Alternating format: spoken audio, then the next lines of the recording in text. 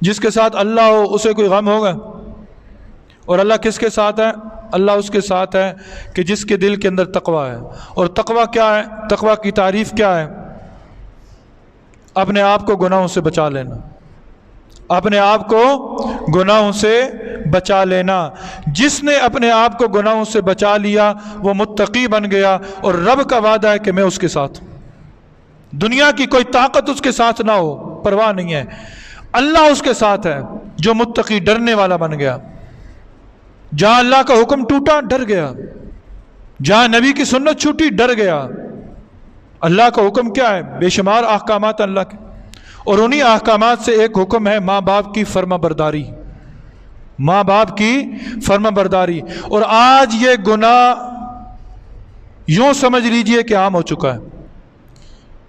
شراب پیتے ہوئے ایک مسلمان ڈرتا ہے، شراب پیتے ہوئے ایک مسلمان ڈرتا ہے، زنا کرتے ہوئے ایک مسلمان ڈرتا ہے، سود کا کاروبار کرتے ہوئے مان لیا کہ ایک مسلمان ڈرتا ہے، جھجکتا ہے، جھوٹ بولتے ہوئے بھی ہو سکتا ہے ڈر رہا ہو، لیکن ماں باپ کی نافرمانی کرتے ہوئے یہ اسے گناہ ہی سمجھتا ہی نہیں، اسے گناہ ہی نہیں سمجھتا۔ اور سب سے بڑا گناہ کون سا ہے؟ وہ گناہ سب سے بڑا گناہ ہے کہ جو انسان گناہ کرے اور اسے گناہ ہی نہ سمجھے، اسے گناہ ہی نہ سمجھے۔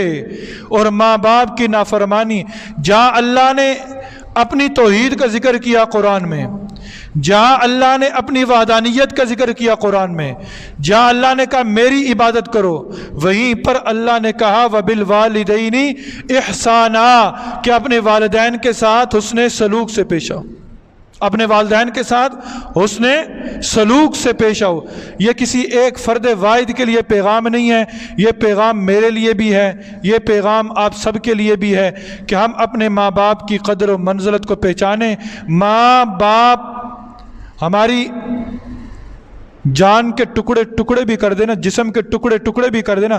آپ آج بیٹا کہتا ہے باپ کو تو نے میرے لیے کیا کیا ہے، تو نے میرے لیے کیا کیا ہے؟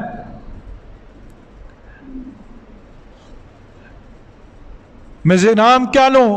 ہمارے انہی گلی محلوں کے اندر ایسے لوگ بھی موجود ہیں، ایسے لوگ بھی موجود ہیں کہ گزشتہ رات کے اندر، کسی ایک رات کے اندر ایک بیٹے نے اپنے باپ کی قمیض پھاڑ کر اپنے باپ کو گھر سے نکال دیا۔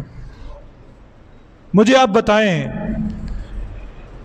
جس محلے کے اندر یہ وارداتیں ہونا شروع ہو جائیں، جس محلے کے اندر یہ وارداتیں ہونا شروع ہو جائیں، کیا اس محلے، اس بستی، اس شہر پر خیر آئے گی؟ ہم سارے کشتی کے سوار ہیں، سارے کشتی کے سوار ہیں۔ کہاں ظلم نہیں ہو رہا، کہاں زیادتی نہیں ہو رہی۔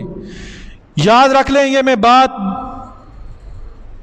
یوں سمجھ لیں بباغ دول کہہ رہا ہوں، جس کے ماں باپ راضی نہیں ہیں، جس کے ماں باپ راضی نہیں ہیں، جس کے ماں باپ راضی نہیں ہیں، اس سے رب بھی راضی نہیں ہوگا۔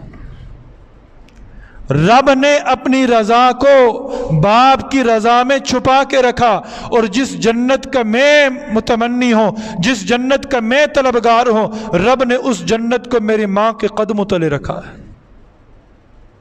آج لوگ آتے ہیں جی مولوی صاحب دعا کر دیں، پیر صاحب دعا کر دیں، میں فلاں جگہ جا رہا ہوں۔ اللہ کے بندو، تیرے سب سے بڑے پیر، تیرے سب سے بڑے مخلص، تیرے سب سے بڑے پیار کرنے والے لوگ جو ہیں وہ تیرے گھر کے اندر موجود ہیں۔